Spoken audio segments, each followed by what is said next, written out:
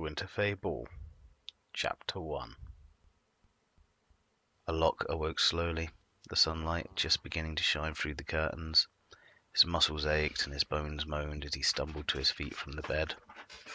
He looked in the mirror before remembering he had taken off the spectacles the night before. Fumbling on the table beside his bed, he found them eventually nestled in a tome he had been reading last night. Putting them on, he looked back within the mirror and sighed. His eyes, once a glittering hazel, were now clouded with cataracts. His dark skin, which used to be muscled and toned, was now punctuated with liver spots and wrinkles earned over the past millennia working in the archives. He was sure each wrinkle was created by a new major event he had to document, but he couldn't be certain. The main source of his disappointment, however, was his hair.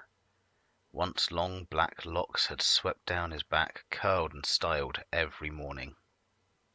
They from the northern courts where he currently resided, where hair and skin like his were rare, had been entranced by him. So much so that within his first few weeks of arrival, he had not one but 3 fae courting after him. The memory of the then king's groom pushing him into a stable during a particularly energetic midsummer festival even now brought a blush to Alok's face. Now all he received were respectful bows and curtsies befitting his station of chief historian to the crown and as an elder fae. He sighed again and picked up his robe from where he had dropped it on the chair the night before. Leaving his cell, stopping a moment to pick up his cane, he watched the other historians and library staff leaving their cells to begin their tasks and trials. His first trial of the day, climbing the stairs from the basement to the ground floor where the kitchens were. 50 steps later, and with a back covered in sweat, Alok stood leaning his weight up against a wall at the doors of the kitchen and cursed the youth for abandoning him. As he had struggled up the stairs, he had been passed by a pair of young fae who managed to go to the kitchens, get their breakfast porridge, and then take it back downstairs to their room by the time he had made it halfway. He wondered if he'd see them walking past him any minute now, with their empty bowls. A voice interrupted his silent cursing. "Master Alok, do you require any assistance?" The voice was young, an acolyte. Alok noticed as he turned around, bright-eyed and eager. The young fae held out his arm as if to support Alok's weight. "No, dear boy," he said as he found his breath. "I'm quite fine, thank you. Just admiring the craftsmanship of this wall." The young fae frowned in confusion. "It's hard to find such good work nowadays. Did you know the library's been here longer than 10,000 years, and it's barely had to be rebuilt? Naturally, when the great storm happened and knocked down the dining hall, that was rebuilt, but since then, nothing has caused these walls to fall." Alok looked to the boy, who was looking at him, but not truly. He must have zoned out shortly after he started talking. The young tended to nowadays, especially when he was talking about history. Did no one care any more? "Anyway, lad, best be off with you, Don't you have lectures?" Alok asked. The boy jolted out of his daydream, looked at Alok with wide-eyed remembrance. "Yes, I have mathematics in 5 minutes. I apologize, Master Alok. I must go." The boy dashed around Alok and quickly rushed up the stairs. Alok's eyes followed him enviously. "Wish I could rush around like that again," he grumbled under his breath. As he turned to enter the kitchen, the smell of fresh porridge and honey revitalizing him. "Wish I could do anything that I used to do."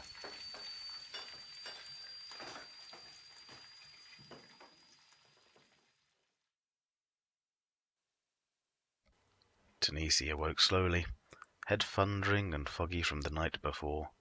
Their mouth was dry, and they reached over to the bedside table, clumsily searching for anything to wet their mouth, their arm leaden like a club. Bottles crashed to the floor, piercing into their already tender skull. "I am so never drinking again," They groaned. Daylight flicked through the curtains, revealing their room was a mess. Wine bottles cluttered to the floor, puddles of wine forming from the small trickles left in them. The stone walls were bare and cold, making the room appear smaller than it was. "Wait, Daylight? That's not sunlight.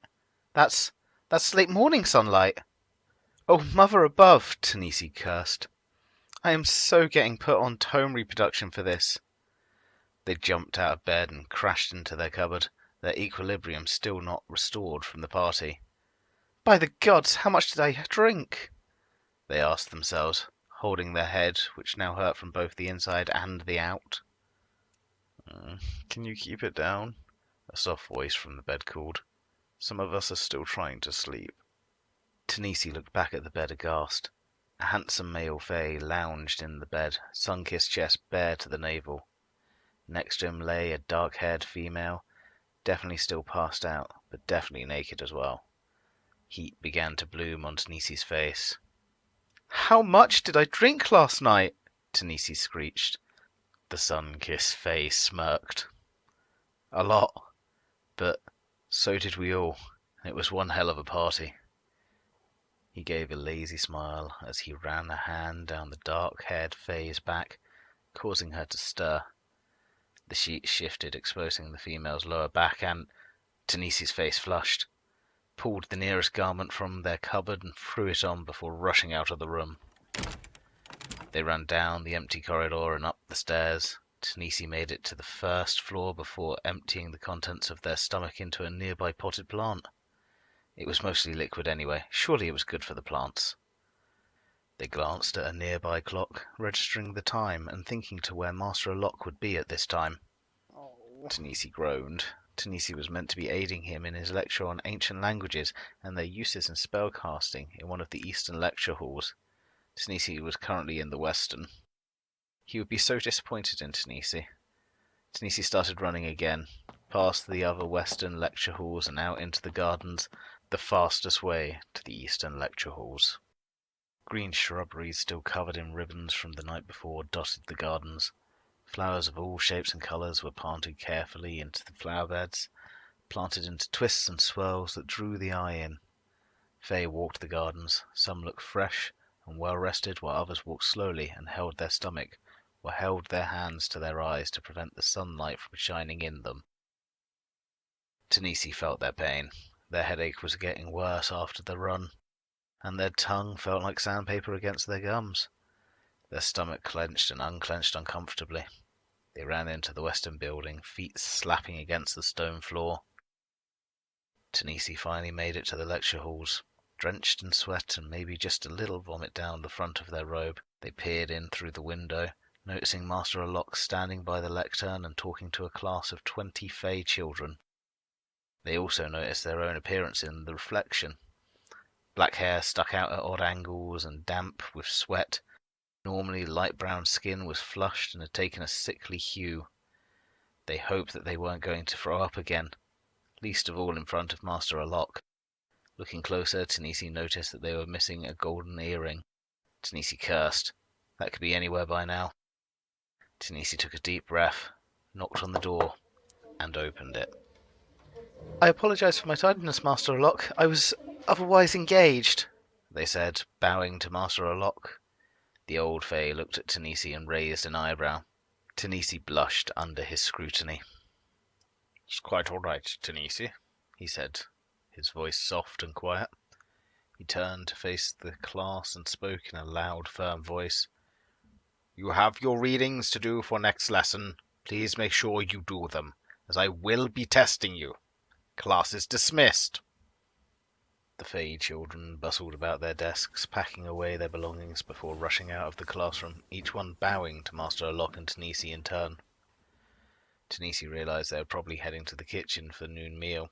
It was about that time. Their stomachs growled in complaint, whether from the idea of food going into it, or the fact there was none in it currently. Tanisi wasn't sure. So, Tanisi, why were you late to lecture this morning? Did something happen in the archives? The pair were sat in Master Alok's office. A fireplace sat in the centre of one of the walls, unlit in the summer weather. Bookshelves took up the rest of the remaining space on the walls, crammed with books, tomes, and scrolls. Some of the tomes looked to be dated from more than 2,500 years ago from what Tanisi could see. The collection of knowledge awed them. They wanted to pull down the tomes and study the contents. They wanted to learn. Then why did Tanisi continuously spend their nights out with other Fae? Getting drunk and getting into trouble. Last night the summer ball seemed to have had crossed new lines of trouble. Tanisi anxiously tapped on the arm of the chair. It was old, yet the cushion was comfortable beneath them, and the desk in front of Tanisi held 2 steaming cups of tea. Tanisi picked one up and sipped it, the liquid settling in their empty stomach and calming their nerves. It had a sweet floral scent to it which reminded them of home. "No, Master Alok," Tanisi said. "Nothing happened in the archives." "You appeared outside of my lecture hall in such a rush and in such disarray, I only assumed—" "I'm sorry, Master Alok, to cause you concern, but I was late because I awoke later than I had planned." There they had explained it. Sort of. Perhaps Master Alok wouldn't pry. "And why did you awoke later than you planned?" It had been worth a shot. Grimacing, Tanisi spoke. "I went to the summer ball last night." Yes, I recall seeing you there. You were with a crowd of Fae your own age. I was happy to see you making new friends." "Yes, well, my new friends and I, we stayed out at the ball long after you had retired to your chambers, Master Alok. We went out into the city and joined the revelries there. I fear I may have overindulged." Master Alok frowned at Tanisi over his own tea. "And what did you learn from attending the summer ball and its revelries?" he asked. "Learned, Master Alok?" Tanisi asked in confusion. "I learned not to drink so much, that's for sure." Master Alok continued, frowning at her. "Anything else?" Tanisi frowned back at Master Alok in confusion. "Was I meant to learn anything else?" Master Alok sighed. "It is easy to mistake the balls and parties we Fae throw as merely that, just balls and parties for our enjoyment. Despite our long lives, it seems to be very easy for our kind to forget the meaning behind them. Celebrations don't just occur for no reason. There was, and still is, a purpose for them. Take Midsummer, for example. You've just spent the night and the morning drinking and dancing around the bonfires, but did you know historically the day was a time of strong magic? Powerful in earth and light. The summer goddess, she who grants us light and warmth in the earliest days of the land when the shadows ruled, blessed our harvests and protected us from evil spirits which may roam during this day, seeking to take us back to the shadows. As a historian, as my apprentice, you should be knowledgeable in these events, so that one day when I am gone you will be able to give the exact same lecture to your own apprentice." Tanisi considered this. "Surely not every party and ball, though, Master Alok. You can't tell me that Winter Ball has a greater meaning beyond celebrating the end of the year and passing out gifts to those closest to you." Master Alok slammed his teacup down, rattling the table and scaring Tanisi. "The Winter Ball is one of our most recent causes of celebration. It goes far beyond celebrating the end of the year, much further beyond the simple sharing of gifts. It is on that day that we celebrate the end of the tyrannical era, and it shows how little you've been studying that you do not know it." The old Fae took a calming breath. "I will teach it to you now." Master Alok stood slowly from his desk and walked to one of the tomes on his shelves. Tanisi expected him to pick up a dusty old tome, but instead he picked up a tome in relatively good condition. It was slim and leather-bound, with silver letters standing out down the spine. Placing it down on the table, Tanisi noted the front of the tome had the country's crest on its front, a black shield with golden crown, 3 songbirds, and a tree growing out of the mountains. It was curious how this was the first book Tanisi had seen with this crest on. Master Alok caressed the front of the tome, almost lovingly, before opening the tome.